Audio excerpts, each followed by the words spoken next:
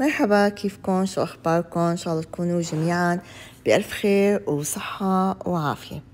اليوم بدنا نعمل مع بعضنا سندويشات الكل بيحبها، سندويشات السجق. وأكيد كلياتنا بالشام يعني أغلبنا آكل سندويش السجق من محل سيوب بالصالحية.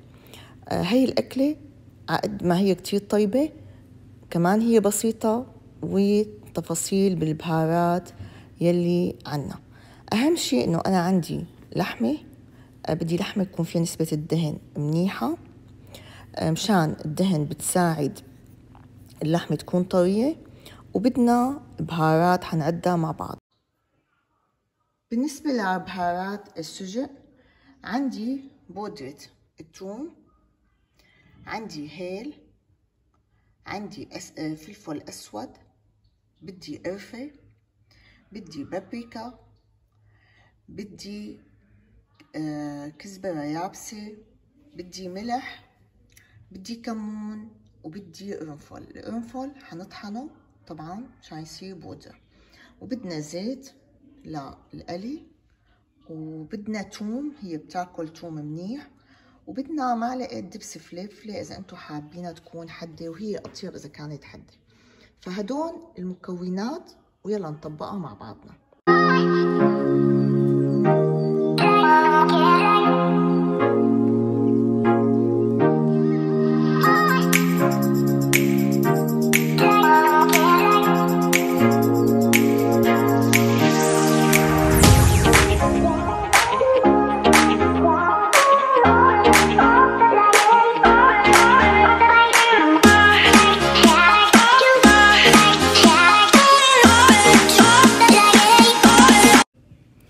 هلأ بعد ما ركزنا البهار وأمنا على الكميات نستعملها، فحنزلنا اللحمة بعد ما حطينا زيت بالمقلاية.